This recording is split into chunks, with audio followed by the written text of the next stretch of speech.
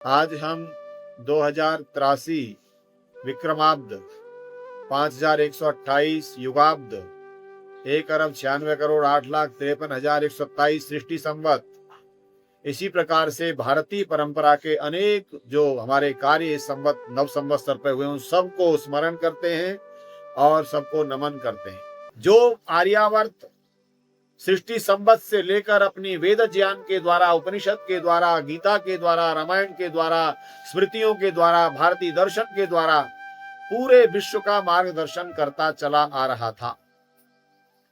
और क्या कर रहा था? हम क्या दे रहे थे दुनिया को? हम जीवन शैली दे रहे थे, जीवनचर्या दे रहे थे, समाज की व्यवस्था दे रहे थे, संस्कारों की पूरी निर्माणशाला दे रहे थे, गुरुकुलों की परंपरा दे रहे थे। जब योगेश्वर भगवान कृष्ण प्रस्ताव लेकर के गए उस दुर्योधन की सभा में और कहा, भाई ऐसा करो, राज तुम रख लो, लेकिन ये पांडु के 5 पुत्र हैं, इनको 5 गांव तो दे दो।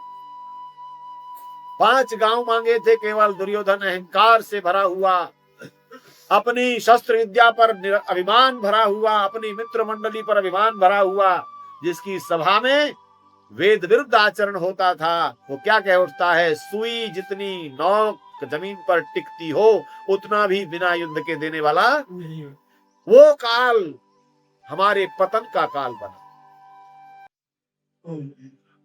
ओम मित्रं वर्धन्तो अप्तुरः कृण्वन्तो विश्वमार्यम् अपघ्नन्तो अरावणः अपघ्नन्तो अरावणः।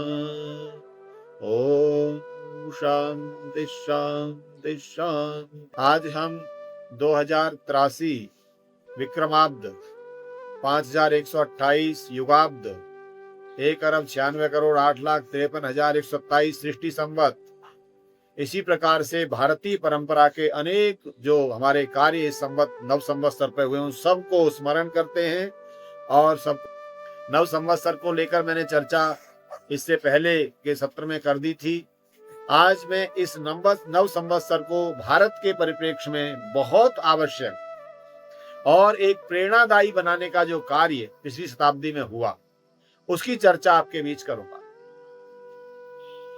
चैत्र शुक्ल प्रतिपदा संवत 1932 का जो दिन था वो इस भारत के पूरे गौरवशाली इतिहास के लिए बहुत प्रेरणादायी था।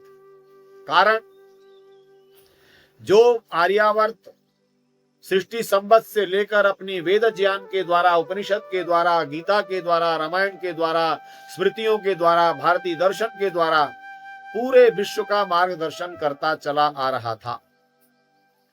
और क्या कर रहा था? हम क्या दे रहे थे दुनिया को? हम जीवन शैली दे रहे थे, जीवनचर्या दे रहे थे, समाज की व्यवस्था दे रहे थे, संस्कारों की पूरी निर्माणशाला दे रहे थे, गुरुकुलों की परंपरा दे रहे थे, एक ईश्वर की उपासना का विधान सारे जगत को दे रहे थे, माता पिता को भी देवता की श्रेणी में रखने का संदेश हमारी संस्कृति दे रही थी, और पंच महायज्ञों को पूरे प्रत्येक घर में प्रतिदिन करने का संदेश संस्कृति दे रही थी।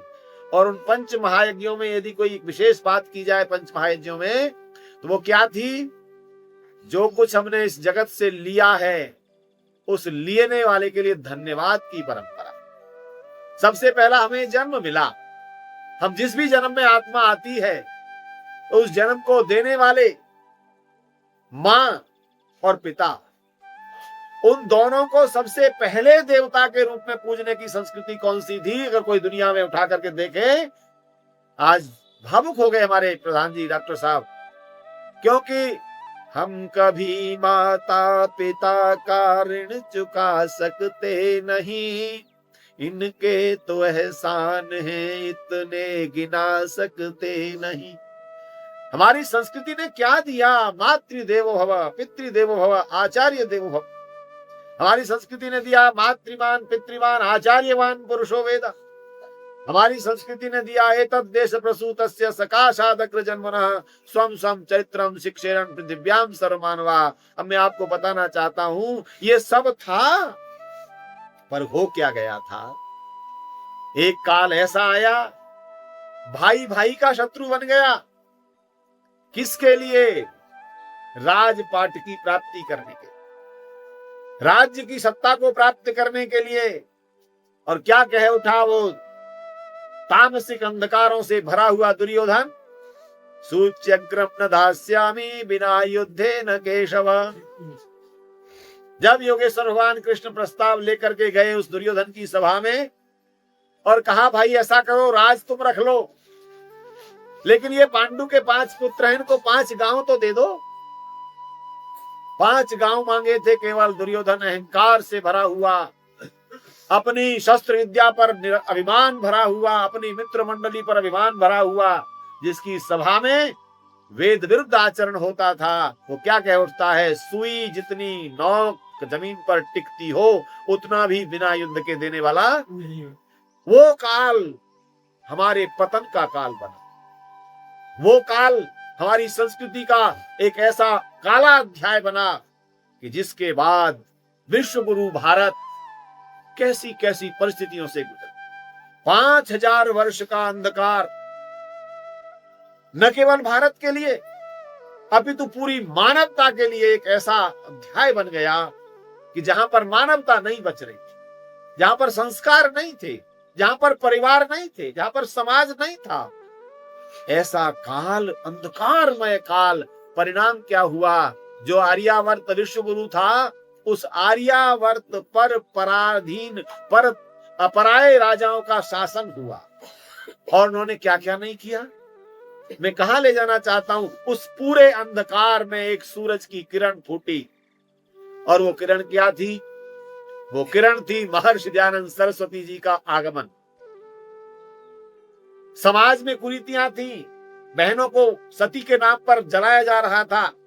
1 साल, 2 साल, 4 साल, 5 साल, 7 साल, 8 साल की बेटियों का विवाह करके बड़ी बड़ी उम्र के लोगों से हमारी मातृशक्ति का अपमान किया जा रहा था। वेद की ऋचाओं के नाम पर यज्ञ में पशुओं की बलि दी जा रही थी। एक एक बात पर चिंतन कीजिए, कैसा अंधकार था। उस अंधकार में कुछ एक छोटे छोटे आंदोलन उठे। उन आंदोलनों का नाम आप जानते हैं। किसी ने केवल सती प्रथा का विरोध करना प्रारंभ किया, किसी ने स्त्री शिक्षा का कहीं से छोटा सा कार्य शुरू किया, किसी ने कहीं और प्रार्थना समाज बना करके, ब्राह्मण समाज बना करके, थियोसॉफिकल सोसाइटी बना करके काम शुरू किया। लेकिन एक ऐसा कार्य जिसने सर्वांगीण संरक्षण का कार्य किया, वो केवल और केवल ऋषि दयानंद का कार्य। जिन्होंने क्या लिया, जरा विचार कीजिए। ऋषि दयानंद ने मानव समाज को, केवल भारतीय समाज को नहीं, ध्यान रखना, मैं इसीलिए कहता हूं, वेद में जब ऋचाएं आती हैं, अहम भूमि अवदाम आर्याय, जब परमपिता परमात्मा कहते मैं ये भूमि आर्यों के लिए दे रहा हूं, ये वाक्य और भी महापुरुषों ने पढ़ा होगा। लेकिन ऋषि दयानंद ने जब ये वेद की ऋचा पढ़ी, श्रुति पढ़ी, तो ऋषि ने देखा परमात्मा ने सृष्टि आर्यों के लिए दी, अर्थात अनार्यों की आवश्यकता नहीं। आर्य का विपरीत अनार्य, अर्थात आर्य वह गुण वाला व्यक्ति, वह समाज जिसमें वो जो अभी तक मैंने बात बताई, संस्कार हो, शिक्षा हो, माता पिता का सम्मान हो, परस्पर त्याग की भावना हो, राष्ट्र सर्वोपरि हो, ये जो बातें थी, इनके विपरीत आचरण करने वाला, अपने भोग की चिंता करने वाला, मुझे सामग्री मिल जाए, मुझे धन मिल जाए, मैं सुविधाओं में रहूं, ये अनार्य। अब एक एक बात को देख लीजिए। जो सबकी चिंता करे वो आर्य, जो माता पिता को देव माने वो आर्य, जो माता पिता को बोझ माने वो अनार्य, जो सबकी चिंता न कर अपनी चिंता करे, स्वार्थ पर टिके, वो अनार्य। तो अनार्यत्व का भाव जब बढ़ता चला गया, तो ऋषि दयानंद जी ने देखा कि इस समाज को अगर जगाना है तो एक काम से काम नहीं चलेगा। इसमें तो बुराइयां भरी पड़ी हैं, पूरे कुएं में भांग पड़ी है, हर व्यक्ति नशे में है, हर समाज नशे में, हर राष्ट्र नशे में है। तो ऋषि दयानंद जी ने जो कार्य किया, वेद के आलोक को, क्यों, मनुष्य का साहित्य कुछ वर्ग के लिए हो सकता है, स्थान के लिए हो सकता है, व्यक्तियों के लिए हो सकता है, उनकी स्वार्थ पूर्ति के लिए हो सकता है, लेकिन परमपिता परमात्मा का साहित्य किस लिए होगा? सर्व कल्याण के लिए। पूरे समाज, विश्व की मानवता को और सब प्राणी मात्र के लिए होगा, तो पहला कार्य क्या किया? वेद का। मैं आपको एक बात बताना चाहता हूं, वो जीवन यात्रा ऋषि की मैं उनकी बोध दिवस पर, अन्य अवसरों पर कहता हूं, पर आज बता रहा हूं। क्या 1860 में गुरु बिरजानंद जी के निकट गए, पता लगा आर्ष विद्या और अनार्ष विद्या दो प्रकार के शास्त्र हैं। अनार्ष शास्त्र भरे पड़े हैं। गुरु बिरजानंद जी ने बताया कि अनार्ष साहित्य सबका कल्याण नहीं करता, स्वार्थ पर ले जाता है। तो आर्ष साहित्य पढ़ा। मेरे पास कुछ लोग शंका करके फोन करते रहते हैं। कल एक युवक का फोन आया, वो कई बार फोन करते हैं, आचार्य जी एक बात बताइए, उस गहरे अंधकार में गुरु बिरजानंद जी को आर्ष की पता कैसे चला? आज आपको निवेदन करता हूं, ज्ञान सारा था, पर स्वार्थी उस पर कुंडली मारकर बैठे थे। और क्या कह दिया था? ये नहीं पढ़ेगा, वो नहीं पढ़ेगा, इस जन्म जाति जहां हो गई, जन्म की जाति वहां से नहीं पढ़ेगा, बहनें नहीं पढ़ेंगी। तो क्यों? कि हम ही पढ़ेंगे। और हम पढ़ेंगे नहीं, हम क्या करेंगे? ठेकेदारी करेंगे, ज्ञान की ठेकेदारी करेंगे और संस्कारों को छुपा के रखेंगे, विद्या को छुपा। आप जरा सोचिए ना, भारत में क्या होता था? वो तो हमारा नुस्खा है, किसी को बताना नहीं है। पूरा जीवन बीत जाता था पर वो बताते नहीं। ये क्या अंधकार था? ज्ञान को उसमें बक्से में बंद करके रखना। ऋषि दयानंद जी ने कहा, यथे मां वाचम कल्याणी मावदानी जनेभ्य ब्रह्मराजन्याभ्याम शूद्राय चार्याय चारणाय। वेद की ऋचा दी। क्या कहा? अरे कैसे कहते हो वेद केवल कुछ लोगों के लिए हैं? वेद माता स्वयं कह रही है। क्या? परमात्मा ने कहा, यथे मां वाचम कल्याणी, मेरी जो कल्याण करने वाली वाणी है वो किसके लिए है? ब्रह्म अर्थात जो ब्राह्मण वृत्ति वेद का ज्ञान के आदान प्रदान में लगे हैं उनके लिए भी है। राजन्याभ्याम, जो राज शासन करने वाली, न्याय व्यवस्था वाले, सुरक्षा वाला क्षत्रिय है उसके लिए भी है। और जो व्यापार आदि करने वाले हैं उनके लिए भी है। शूद्राय, जो शूद्र अर्थात कर्म से, जन्म से नहीं है कोई शूद्र, कर्म से जो सेवा भाव में लग गए उनके लिए भी है। आर्याय आरणाय, अरण्याय, जंगल में रहने वालों के लिए भी है। जब ये बात ऋषि जी ने कही तो कहा, अरे मेरे वेद के ज्ञान पर कुंडली मारे बैठे लोगों, आप बड़े अंधकार में हो। क्या? इसको ताला मत लगाओ, इसको सबके लिए ओपन करो, ओपन टू ऑल। करने का श्रेय किसी को जाता है तो किसको? ऋषि जी। तो ऋषि जी ने 1863 से 67 का 4 वर्ष का जो काल है, बताना चाह रहा था, जरूर जानना चाहिए।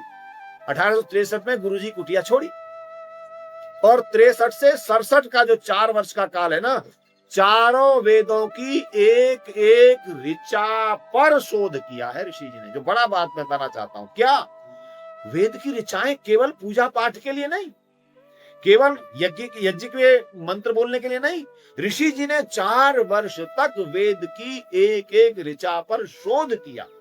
कौन सी ऋचा? वनस्पति विज्ञान की, कौन सी भौतिक विज्ञान की, कौन सी राजनीति विज्ञान की, कौन सी धर्मशास्त्र की, आचार शास्त्र की, आयुर्वेद की, गृहस्थ की, वानप्रस्थी की, व्यापार की, इन सब की ऋचाओं को छांटा। और वो कार्य किस ग्रंथ में किया? ऋग्वेदादि भाष्य भूमिका में। पढ़िए करो, ऋग्वेदादि भाष्य भूमिका में समस्त विषयों को वेद के रखा। आपको 2 भूमिकाएं मिलेंगी, आचार्य सायण की ऋग्वेद भाष्य भूमिका और ऋषि दयानंद की ऋग्वेदादि भाष्य भूमिका। तो ऋग्वेदादि भाष्य भूमिका में समस्त विषयों को ऋषि जी ने प्रस्तुत किया। और जब ये अपने प्रचार में लग गए, आपको जानकारी है कि नहीं, आर्य समाज की स्थापना से पहले ऋषि के द्वारा अनेक व्याख्यान, शास्त्रार्थ और ग्रंथ लिखे जा चुके थे, छोटे छोटे ग्रंथ भी लिखे जा चुके थे। तो इसका अभिप्राय क्या हुआ?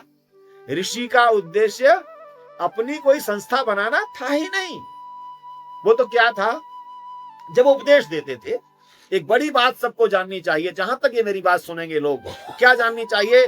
ऋषि दयानंद की अपने मत को चलाने की कोई अभिलाषा नहीं थी। ऋषि दयानंद वेद के ज्ञान को और वेद समर्थित जो ग्रंथ थे, वैदिक साहित्य, वैदिक वांग्मय, उसको जन जन तक पहुंचाने का अभियान लेकर चले हुए थे। अगर अपनी इच्छा होती तो 1863 में गुरुजी के यहां से निकले, तंकुश खड़ा कर देते, 1867 में प्रचार में लग गए, तब कोई संस्था खड़ी कर देते, क्यों नहीं की? संस्था उनका उद्देश्य नहीं था। उनका उद्देश्य क्या था?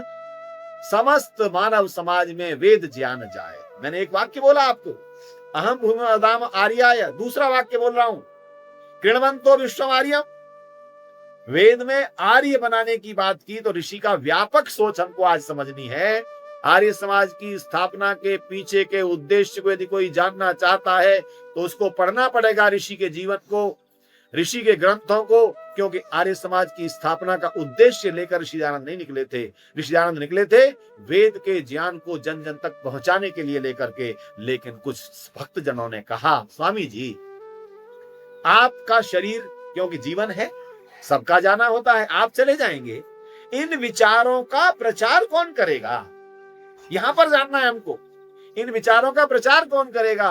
तो क्या किया जाए? बोले ऐसी एक संस्था तो खड़ी कीजिए कि वेद की ऋचाओं की बात जो आप करते हैं, एक ईश्वर की बात जो आप करते हैं, एक उपासना पद्धति की बात आप करते हैं, एक संस्कार पद्धति की बात आप करते हैं, एक ऐसा उत्तम समाज बनाने की बात आप करते हैं, इन सब बातों को करने वाला कोई संस्था आगे भी तो हो।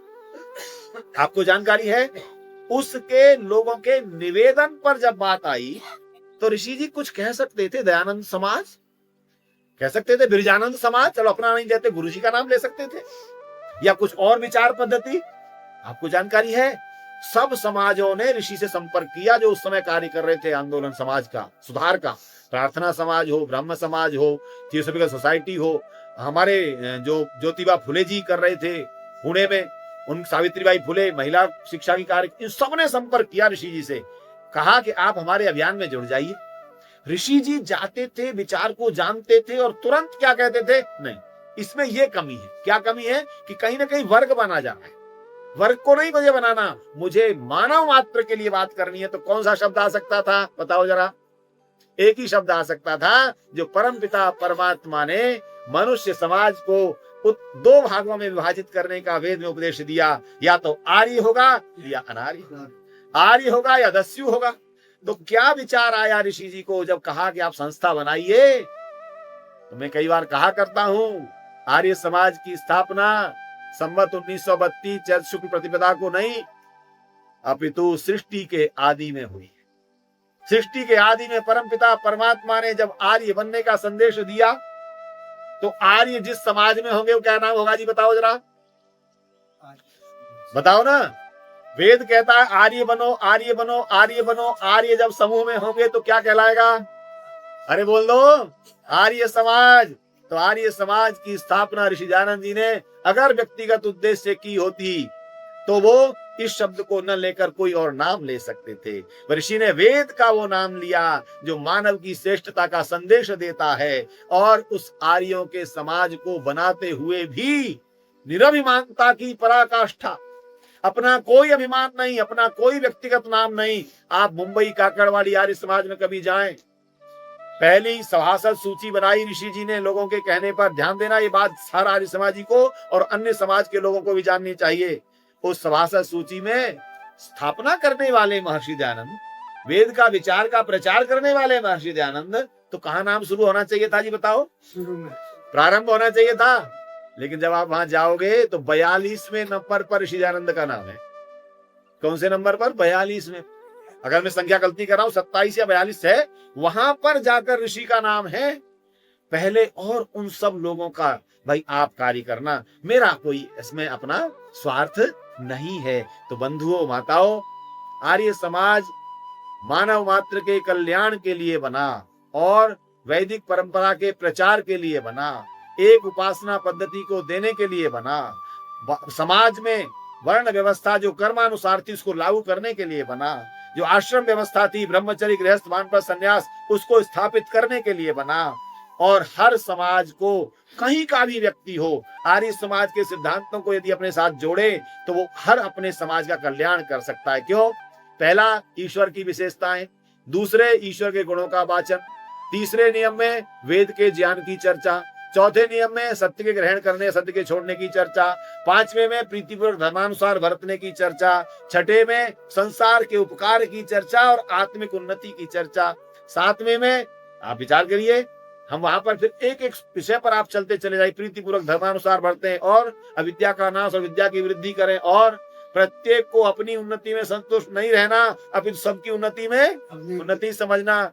मनुष्य को अंतिम नियम जब बना, ऋषि जी के सामने ही बन गया था, पहले 28 थे, बाद में 10 बने। 10वें नियम में क्या कहा? सामाजिक सर्वहितकारी नियम पालने में परतंत्र रहना चाहिए। क्या बात है! इस एक विषय पर आ जाएं, केवल आर्य समाज का उद्देश्य पता लग जाएगा। हम 25 लोग 50 लोग बैठ जाएं, समाज बनाएं और समाज में अपनी बात को आगे रखें, तो ऋषि दयानंद की समझ लीजिए हत्या कर रहे हैं। यदि मैं आप सबकी बात को स्वीकार करके सर्वहितकारी नियम को बात करूंगा तो ऋषि दयानंद की बात कर रहा हूं। यदि मैं ये कहता हूं कि मैंने कह दिया इसलिए होना चाहिए, तो मैं आर्य समाजी नहीं। और यदि मैं कहता हूं सामाजिक सर्वहितकारी नियम, भैया आप सबका विचार आइए, हमने इतना बड़ा कार्यक्रम किया कल, आपने बहुत चर्चा की डॉक्टर साहब, कैसे कर पाए? सबके विचार, सबका सहयोग, सबका उनको आगे रखने का कार्य, मैं आगे नहीं, सब आगे। ये सर्वहितकारी नियम पालने में परतंत्र रहना चाहिए और प्रत्येक हितकारी नियम में सब स्वतंत्र हूं। जब मेरी आत्मोन्नति की बात आए तो मैं स्वयं स्वतंत्र होकर के कार्य करूं। आइए, आर्य समाज की स्थापना के उद्देश्यों की ओर मैं आपको ले गया। उनका उद्देश्य था ऐसा कल्याणकारी समाज बनाना और वेद के आधार पर बनाना। और वर्तमान में बस निवेदन करूंगा, आर्य समाज किसी की निंदा के लिए बनी हुई संस्था नहीं है, समीक्षा करती है। अच्छी बातों को प्रचार करने के लिए सत्य का खोज करने की आवश्यकता है।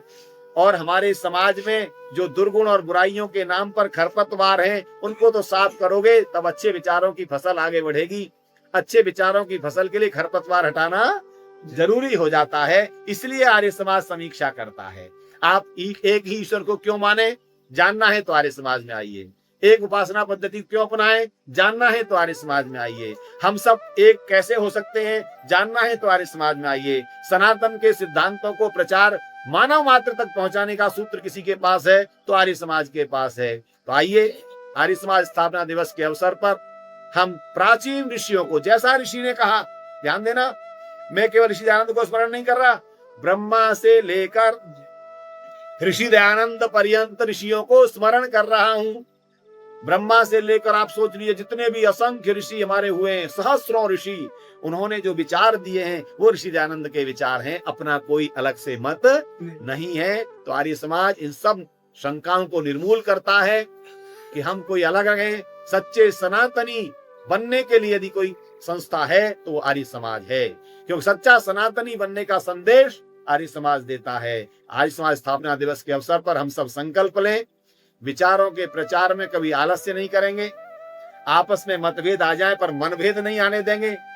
हम सब मिलकर के इन विचारों का प्रचार करने में आजीवन लगे रहेंगे। अच्छा, कभी एक दिन चर्चा करेंगे, यदि आर्य समाजी न होता तो अपना अपना मत लिखिएगा, अपने लिए लिखिएगा। यदि मैं आर्य समाजी न होता तो पाखंडों की एक बड़ी लंबी सूची में फंस जाता, दुर्गुणों की सूची में फंस जाता, व्यसनों के जीवन में मेरे आ जाते, कहां कहां मैं नहीं भटक रहा होता। यदि भटकाव से बचाने का कार्य कोई करता है तो वो आर्य समाज, ऋषि दयानंद वेद की ऋचाएं, वेद का प्रचार करता है।